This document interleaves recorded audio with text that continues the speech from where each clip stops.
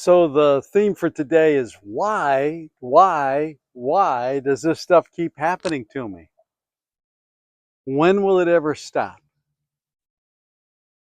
So many of my clients when they come and we're talking, and even some of the folks that have been watching the videos and kind of calling in and saying, hey, what about this or what about that?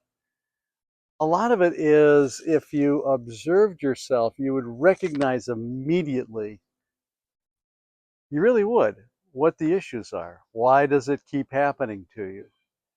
And you're not broken. There's nothing wrong with the system. Life is not against you. Life is really for you and with you and supporting you. But it's hard to recognize it because we start off with life, these beautiful, innocent, loving human beings. I mean, what we know and what we understand is that there's love. Now, sometimes our parents and the kind of parenting we experienced messes that up a little bit. Sometimes we have different kinds of trauma experiences in early childhood that mess that up a little bit. Or we have teenage experiences or adolescent experiences. There can be things that happen to us as we interact either with family or with friends, school system, all that kind of stuff can can can take us off our course and out of our human nature. I mean, we are born loving, happy creatures. Children, we've talked about this before. Children laugh, on average 400 or more times a day. As the adult, we're probably under 20 times a day. So it makes sense. There's something that happens in that transition, that movement of the first 20, 25 years of life that begins to take the joy away, take the love away. So let's talk for a minute. So what are the major wounds of childhood? These are the ones that I find in my practice that come up a lot. Is it starts with I am not. So you can if you're going to take some notes, it would be I am not uh, enough. Or to further define it, I am not good enough. And there are different incidences growing up that would indicate that. I'm not good enough. I spilled my milk and my dad's going insane on the other side of the kitchen. Um, I had crawled out of the high chair once and walked over to the electric stove, and there was a plug-in thing, and I took my fork and jammed it in there. Of course, it blew up. I'm screaming, both in the shock of it, the literal shock of it, um, and the unexpected thing that happened to me. And then both parents came rushing over, and I don't think they had a good positive reaction to me. I know that part of the porcelain that covered that lock broke off, and the rest of my growing up, until they changed and remodeled the kitchen at one point, that electric stove had that little piece between the two slots for the plug missing. It didn't go all the way through, but the porcelain part was gone, and whatever the metal thing that it covered was there, different color. Uh, it wasn't something I could ever forget. Every time I came into the kitchen, there was that reminder. Um, all of that has to do with that feeling of am I okay? And as infants, as we're growing up and developing, we're trying to figure that out. Am I okay? And if somehow you get the messages that you're not good enough, or you're not enough at all, it's going to interfere with that sense, that confidence and competency and capability that we all want to have as we continue to mature. So things like I'm not capable, I am not perfect, and the reaction then, of course, is that we want perfection. There's a right way and a wrong way. There's a best way. How do I find it? How do I do that? And all of that affects our sense of self. call it self-esteem, our identity, who we are, how we are in the world, all of that is affected and influenced by those early childhood experiences, most of which we forget. We don't remember. They've forgotten. Uh, Times that we don't feel worthy. I am not worthy. But that message gets anchored in that experience and the feelings that accompany it. There's some other ones. It's not. That's sort of the list. You can fill in your own on the I am not. But there's there's the feeling of I am insignificant. I am invisible. Um, there's some discussion about the middle child being the invisible child. I know that it's been debunked, all the different childhood positions and the orders of the birth.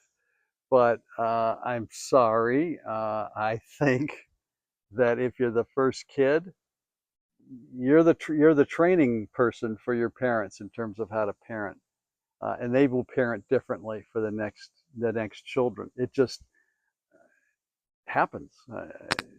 I know by experience. I was a very different parent second time around than I was the first time. So, debunked or not, proven in the laboratory or not, you parent differently. And some children require more attention than others from their parents. And so there are some children that maybe didn't get the nourishing and the time spent with them because the next child or the older child needed a little more attention and drew that away. So it's easy to understand how a person might grow up feeling, well, I'm insignificant compared to my relative, compared to my brothers or sisters. I didn't have a significant role in the family. There were other personalities, maybe larger, or more dominant. Um, and at its extreme, there's a sense of I don't belong. I don't fit in. I'm in the family by birth or by adoption, but I'm not a part of the family. I'm not. I don't have a position in the family. And of course, later on, Bowlby or Bowley, the family therapist person came up with the idea of, well, this all is the way the infant attaches to the mother or attaches to the family. And then it got extrapolated into what we call now the attachment theory or attachment styles in our adult life, explaining why we don't, even if this person, I love this person, but we don't attach, we don't connect, because of the childhood experiences. So the kind of the four major ones for attachment, if you're kind of thinking through this a little bit, it's like, well, what's my attachment style? I don't know. Do you feel secure? When you meet somebody, do you feel like you can have an open, honest, loving, caring exchange? Maybe not love at first, but a liking exchange that maybe grows into an affection for somebody else. Or is it anxious? Are you a little uncertain about it? Maybe a little ambivalent toward it. So it's not solid. It's not. It's You're uncertain. Well, what happens? You're giving off messages to the person you're trying to connect with that you're not quite so sure. And then what do? They reflect that back to you. And then there's this sort of kind of anxious, are we still, this is my special person, are we still together? Are they here? Oh, I saw them having coffee with somebody. Well, it turns out it's their distant cousin, but you interpret that it's his or her new love interest, because they seem to be affectionate and laughing a lot and having hands on each other. Well, whatever. But it plays in our minds, and then all kinds of stuff sorts in, and then come into the therapist's office and say, the person's going to leave me, or I think I should break up before it happens. Before they break my heart, I'm going to break theirs. Weird stuff. It sounds weird? Yeah, but believe me, it's every day happening. And then so moving from ambivalent, you can kind of go into the actual avoidant, where you just don't get into relationships. You kind of stay away from them, or you don't really connect. You sort of get to a place where we're okay, we're friends, but it doesn't ever go further than that. It doesn't really develop into anything. And then And then there's just the messed up one. It's just plain disorganized. It's all over the place. And you kind of like, I don't get it. Like, one day the person's there and it's not. And it's like, and then we label it with something else. We say, well, they're just bipolar. No, they're having trouble connecting in relationships. And then what are some of the clues? Because this develops like part of our storyline. We have this running narrative in the background through the unconscious of how life works for us, how life works for me, how life works for you. And it's just there.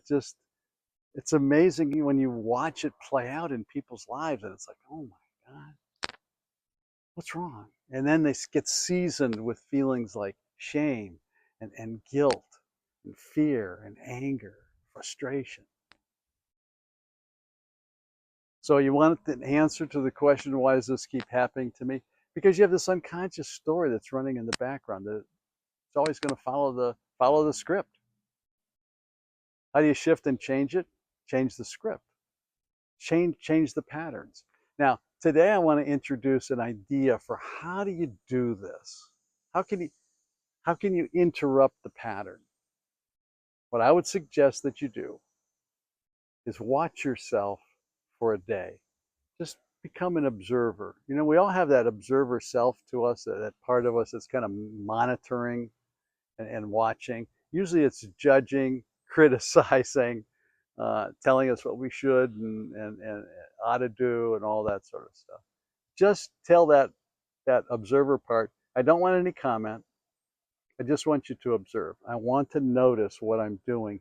And I want to be aware of the script that's running behind, that's explaining to me what my expectations are, what my valuations are at the moment of what's happening and what's going on. And just allow that, just monitor it for a while. Get up first thing in the morning and just pause, stop right there. What are you doing with your brain? What's it thinking about? As you coming out of that unconscious state into consciousness, what are you thinking about? How are you thinking about yourself? How are you thinking about, if you're with someone, what are you thinking about them? If suddenly you realize, oh, I've got this thing at work to do, what are you thinking about that? How does the mind assemble the day and think through the day, if it does?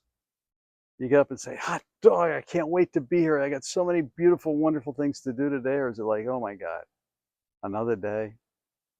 You gotta go through this again? Or it's Monday? Ugh. We've talked about this before. You know this now. Um, there's a much higher percentage of people who die on Monday than any other day of the week. Lots of different theories, but I'm in the group that says, yeah, people don't like what they're doing. They don't enjoy it. It's work, and they've made it work by the way that they think about it. There's other people, we know this not work because there's other people who would love to have that job. Whatever it is, whatever level in life you are, there are people who would love to do that. They'd give anything to do it. And there you are saying, I gotta go do that, really? So my conclusion about all that is it has nothing to do with what it is that you're doing. It has to do with the mindset. It has to do with what you're thinking about. What is your attitude toward it? What's your feeling? And where does that come from? It comes from this thing that we're talking about. How do you see yourself? I am or I am not. And just go through the list, fill it in. So this exercise is asking yourself, well, why am I or why am I not? Where's that coming from? What are the repetitive thoughts? And why I suggest first thing in the morning is, as just Joe Dispenza, this is not original with me by any stretch of the imagination. Joe wrote that beautiful book, Breaking the Habit of Being Who You Are. And he describes it exactly what you do. It's in the morning as you wake up, who do you want to be? Don't just put your personality on and then go and then take your shower and get dressed and put everything back on again that you had yesterday. Because that's going to lead to, how you doing today? Oh, different day, same old, same old. That's what it goes. That's where that goes. So to be able to reassemble yourself or to assemble yourself brand new. This is a new day. This is a new moment. It's never been here before. And you can be a new person in it. You don't have to be the sour person. You don't have to be the person who's not enough and not capable and not able and insignificant. You don't have to put on the emotional clothes of shame and guilt and anger and fear and all that. You can. How about just a simple one? Just dress yourself in love. LOVE, love. Everything is love. You have the capacity and ability to love. What's holding you back from it? What part of the narrative, because that's a narrative issue, what part of your narrative says that I can't be a lover today? And not the kind of lover that gropes everybody and laughs about it and then denies it. Or, there's the extremes. Don't be over there. I'm talking about a general, genuine, heartfelt love where you actually care about another person other than yourself. You actually have the capability of caring about yourself at the same time as caring about someone else. But before you get there, I want you to go through the whole day and just recognize what's your reaction, what's your response. Looking for things like, how judgmental of yourself are you? What are you saying? What's the inner dialogue? What's the evaluation about you? Even as we're having this conversation, if that ego is in there saying what Tom's saying is BS, or what Tom's saying is blah blah blah blah blah, that's trying to protect its little fiefdom here, its little kingdom, its little power place in your life. Open the door to the possibility that maybe you are loved, you're capable of being loved, and you're capable of loving. And that'll start to erase these judgments you have about yourself and the feeling that you're broken, that there's something wrong with you. It'll open the possibility that you can live a happy, fulfilled life because you're changing your thinking. You're creating a new neural pathway. You're getting some new grooves in there, a new habitual way of going through the day. So I'm going to challenge you to try it out and just recognize, you don't have to change right away. Just recognize how judgmental you are, how critical, that little critical part of your brain, of yourself and others. Just notice what somebody gets on the bus with you. I don't know if people ride buses anymore, but if you're riding a bus, get on the bus. You hear your brain start to judge and evaluate everybody else. When you go into your team meeting, judge and evaluate. Already had some feelings about so-and-so is going to be back at work today, and I really don't like them. Why? My guess is that if you really were honest with yourself, you'd find out because they said or did something about you that you don't like. They made an evaluation about them. Well, maybe they're stuck in the same loop that you are until you're not. So you could actually help them if you could honestly love them and say, the way out of that, here's a path. Just observe yourself for the day and just notice the thoughts that go on that recorded track of narrative behind the story of everything. Because once you see it, then you can begin to change it. You can do something about it. We'll have other videos on here about the rewiring and how do you do the rewiring. But just for today, just observe. Any need there for maybe creating a different narrative, a different storyline? I'm going to guess that yes, there probably is. Yes, need to change personal story. And you can. And there's some simple, amazing ways to do that. But then you come around to designing your life the way you want it to be. We create an architecture by changing the architecture of how our thinking process is. And we create a whole new life. Keep coming. Subscribe so you don't miss any of these. We're doing a course for first part of September about how simple, very simple, about how do you rewire? How do you reprogram?